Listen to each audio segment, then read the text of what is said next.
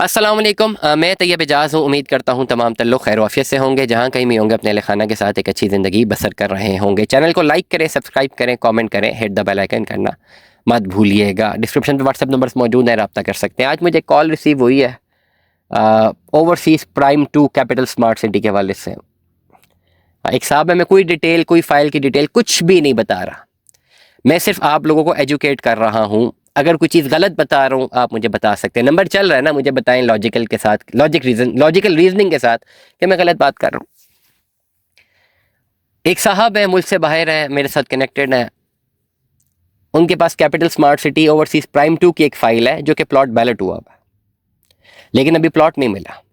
अभी प्लॉट मिलने में उनकी कॉस्ट भी काफ़ी अच्छी खासी रहती है और डेवलपमेंट चार्जेस भी रहते हैं। प्लॉट में 4-5 साल का अरसा भी है। उनको कोई उनकी सेहत को थोड़ी बहुत ख़राब है, अल्लाह ताला उनको सेहत दे। और उन्होंने मुझसे कहा है कि मेरी सेहत ख़राब है, मेरी जॉब चली गई है, मैं कंटिन्यू ही नहीं कर सकता, मुझे ये बेच के दें। अब मैं एक बहुत स्ट्रेट फॉरवर्ड बात करता हूँ, ठीक हो गया। मेरी नेक तमन्नाएं उनके साथ हैं, मेरी दुआएं उनके साथ हैं। अल्लाह ताला उनकी हर मुश्किल आसान करे। मेरे सारे सुनने वालों के लिए भी दुआ है, अल्लाह ताला आपकी हर मुश्किल आसान करे। मैं तो दुआ हूँ आपके लिए, अल्लाह ताला हमारी मुश्किल आसान करे। बट रियल स्टेट तो ब्रूटल है ना, इज इट और नॉट? लेट अस सपोज अगर आपने सोना 4.5 लाख रुपए का लिया है, एग्जाम्पल देता हूँ, 6 महीने बाद सोने की वैल्यू आ गई 2 लाख रुपए की। आप कुछ भी कर लें, क्या वो 4.5 लाख का बिकेगा? मजबूर है ना, नहीं कर सकते आप।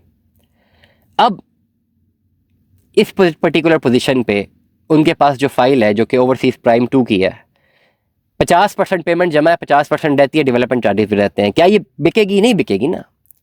बिकेगी भी तो इतने लॉस में बिकेगी क्योंकि फ़ायदा नहीं है, लॉस तो होगा। क्या ये बेचनी चाहिए?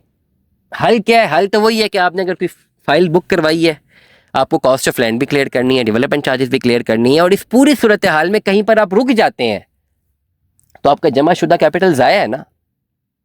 उसका मे भी आपको 40 या 50% रिटर्न हो, वो भी बड़ी मुश्किल के साथ, मे बी हो मे बी ना हो। This is reality, this is reality ना। अब इस पर्टिकुलर सिचुएशन में इंसान पे कोई भी वक्त हो, क्या रियल स्टेट उसको मानती है कि यार इस पे चलो बुरा वक्त है तो हम इसको अच्छी वो सेटलमेंट दे दें, या कोई सेलर या कोई परचेजर मानेगा?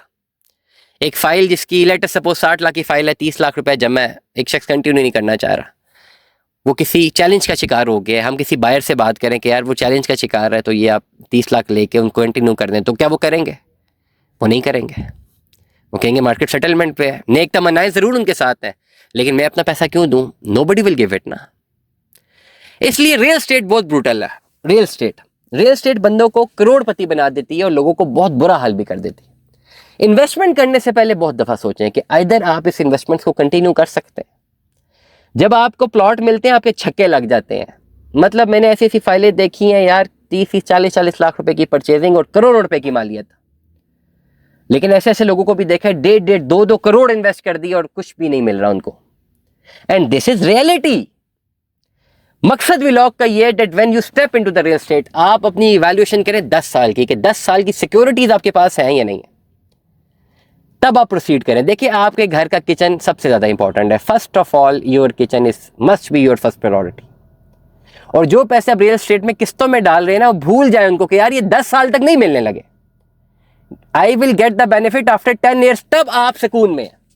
अगर आप ये समझ के पैसे डाल रहे हैं रियल एस्टेट में कि चलो यार साल 1.5 साल बाद 2 साल बाद कभी प्रॉब्लम हुई तो ये मैं बेच दूंगा, नहीं बिकती। अगर इंस्टॉलमेंट्स वाली चीज़ें हैं, हाँ पोजेशनेबल चीज़ें हैं, वो तो बिक जाती हैं।